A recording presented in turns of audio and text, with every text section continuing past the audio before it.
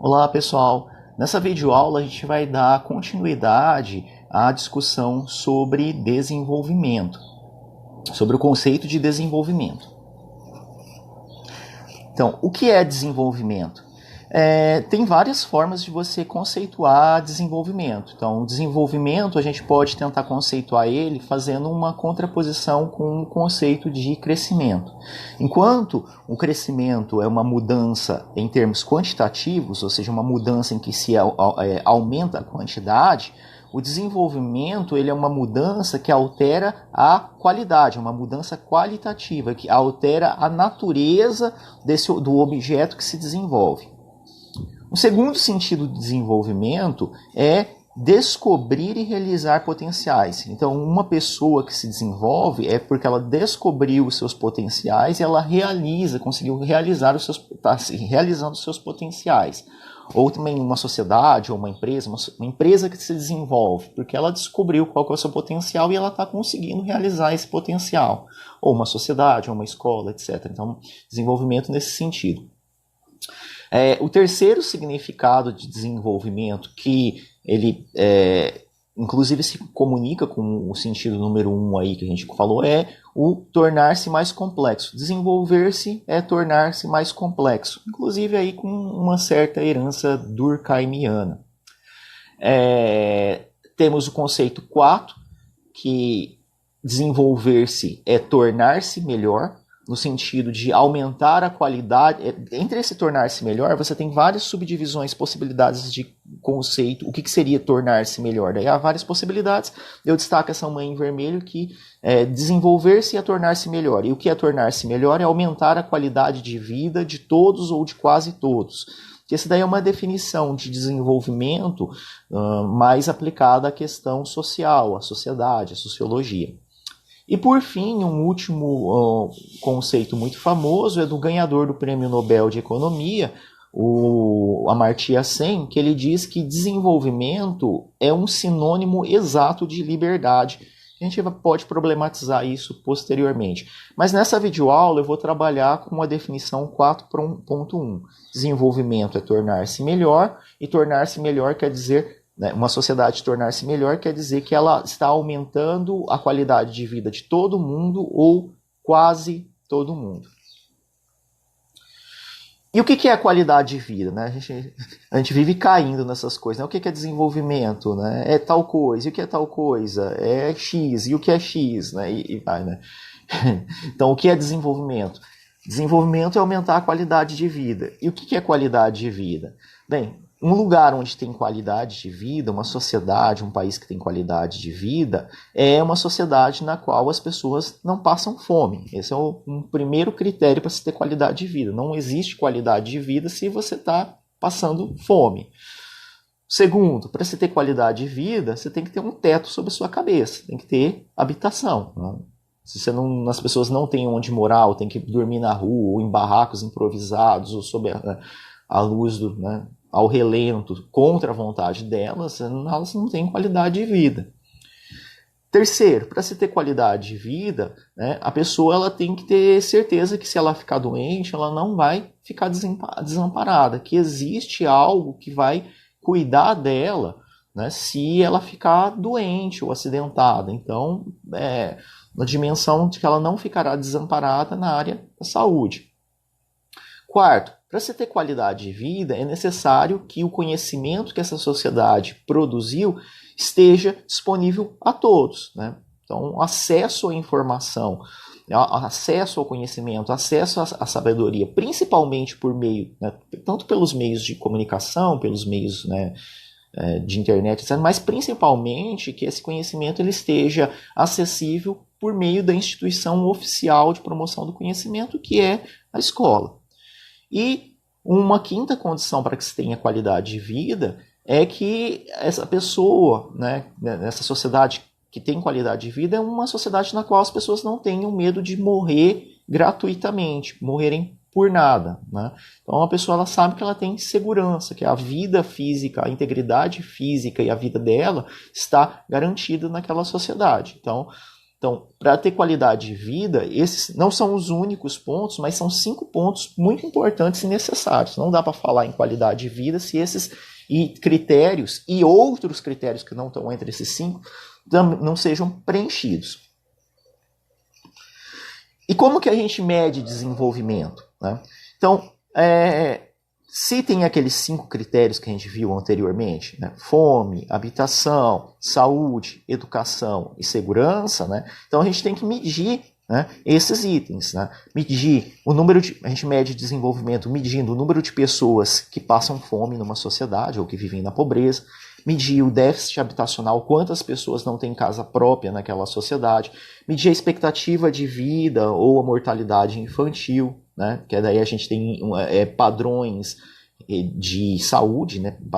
Padrões de saúde para a gente poder medir e comparar. Medir o analfabetismo, ou o número de pessoas que, em nível de educação, medir o analfabetismo, ou o número de pessoas que concluíram um ensino médio na idade correta, medir o número de porcentagem daquela sociedade que tem curso superior, ou comparar o desempenho dos alunos em testes internacionais padronizados, como o caso do PISA, que, aliás, o Brasil sempre fica em último e penúltimo lugar entre os pesquisados. E também, né, a gente pode medir o desenvolvimento na dimensão da segurança pelos índices de homicídio, latrocínio, roubo, furto, sendo o de homicídio o mais usado. Bem, vamos começar com a primeira forma de medir desenvolvimento, que é medir o número de pessoas que passam fome, né? Que a gente chama de miséria. Quando você tem... o conceito de miséria é miserável aquele que passa fome. Então, a proporção de miseráveis numa sociedade ela é igual à proporção de pessoas que passam fome nela, que não conseguem ingerir 2.500 calorias de alimentos por dia. E a pobreza é diferente da miséria porque a pobreza ela se mede em quantidade de dinheiro, de renda. Então, por exemplo, para a ONU, uma pessoa é pobre se ela... pelos critérios da ONU, uma pessoa é pobre se o rendimento dela não foi igual ou inferior a $5 por dia. Parece que eles alteraram agora para $5,50, mas até pouco tempo era $5 era o parâmetro da ONU para medir pobreza. Então, $5 por dia seria equivalente no Brasil a mais ou menos 25, 30 reais. Então, 25, 30 reais por mês, isso daí daria 750 reais, 900 reais por mês. Então, se uma pessoa ela vive com menos de 750 reais por mês, pelos critérios da ONU, então é pobre pelo parâmetro da ONU. Aqui no Brasil, o IBGE ele usa outros critérios e de vez em quando ele muda, né? Por exemplo, o IBGE tem além do conceito de pobre e miserável, o IBGE tem um terceiro conceito que é o extremamente pobre, que é o conceito daquelas pessoas que vivem com menos de 15 reais por dia. Mas esses critérios variam. Então, quando a gente vai comparar qual que é o estado mais pobre ou mais miserável, qual que é o país, você tem que determinar o critério. Por exemplo, eu vou fazer uma pesquisa no Brasil, daí eu vou usar qual critério? Vou usar o critério da ONU, vou usar o critério do IBGE, vou usar o critério do IPEA. Você define primeiro o critério para depois você colocar todos, né, e fazer a comparação. Vou pegar aqui um exemplo. Aqui, né, baseado no critério do IBGE e nos números do IBGE, a gente tem a evolução da pobreza ao longo do tempo no Brasil. E aí, 2 critérios, um de pobreza e outro de extrema pobreza. O de extrema pobreza ele não chega a ser o de miséria, passar fome, mas a linha de preto, né, como a extrema pobreza, ela está mais ou menos próxima do índice de miséria. Não é, mas está mais ou menos próximo do índice de miséria, de pessoas que passam fome no Brasil. E aqui, nesse gráfico, a gente vê do ano de 1992 até 2017. Então, a gente vê que no Brasil havia, aí desde o ano de 1993 até o ano de 2015, houve uma tendência no Brasil de queda de extrema pobreza, queda de pobreza e também, embora não esteja no gráfico, também a de miséria ou de pessoas que passam fome. Então foi aí um período no Brasil que o número de pessoas que passam fome, que estão na pobreza, na extrema pobreza, diminuiu. E a partir de 2015 começa a haver um aumento da pobreza, da extrema pobreza e também do número de pessoas que passam fome. Esse gráfico aí ele não traz, mas no Brasil, o Brasil ele chegou a ter, aí no gráfico ele começa com 20 milhões de pessoas na extrema pobreza e 26 milhões de pessoas na extrema pobreza. Mas no passado brasileiro a gente chegou no auge, né, no pior momento da história brasileira, né, lá nos anos 80, anos 70, anos 80, chegou um momento que o Brasil chegou a ter 44 milhões de pessoas passando fome, que foi o pior momento da história brasileira. E a gente estava numa trajetória de diminuição de fome, de extrema pobreza e pobreza, mas ali no final do gráfico ali, ele já mostra que esses problemas eles voltaram a crescer. Então, nesse sentido, o Brasil estava passando por um processo de desenvolvimento que foi interrompido. Até seria interessante a gente fazer o levantamento aí, para os curiosos, fazer o levantamento utilizando esse mesmo critério do PNAD, do IBGE, para ver como é que está atualmente. Deveria ter o censo, né, 2020, esse ano não teve, o IBGE não pôde realizar, porque a gente teria um retrato também bem interessante. Um outro critério que pode ser utilizado para medir desenvolvimento é a expectativa de vida, né? Quanto se espera que essa pessoa vai viver nesse país? Uma pessoa que nasce nesse país, espera-se que ela, em média, vai viver quanto tempo? E aqui eu coloco, né, pela listagem da ONU, os 5 primeiros colocados, que têm as 5 maiores expectativas de vida, e os 5 países que têm a pior expectativa de vida, né? Os 5 maiores, aí a gente tem em primeiro colocado o Japão, o país que tem a maior expectativa de vida no mundo. Então, uma pessoa que nasce no Japão, a gente espera que, em média, ela viva até os 82 anos de idade. E no extremo ali, né, na República Centro-Africana, uma pessoa que nasce na República Centro-Africana, a gente espera que ela tenha viva, né, em média, até os seus 45 anos. Então, expectativa de vida, ela também é um outro critério para medir desenvolvimento. Aqui no Brasil, né, a expectativa de vida medida pelo IBGE, ele aponta os estados com a maior expectativa de vida, Santa Catarina em primeiro lugar com 79 anos, mas também com bons números o Espírito Santo, Distrito Federal, São Paulo, o Rio Grande do Sul. E já entre os lanterninhas, né, ao final, né, o estado que tem a pior expectativa de vida é o Maranhão, com 70 anos, depois o Piauí, Rondônia, Roraima e Alagoas. Eu não gosto muito desse cálculo de expectativa de vida, porque ele é um cálculo complexo, difícil de ser realizado, precisa de um estatístico especializado, umas coletas de números enormes, é um cálculo muito difícil de ser feito. Eu prefiro um outro que é idade média de mortes. E como é que é calculado?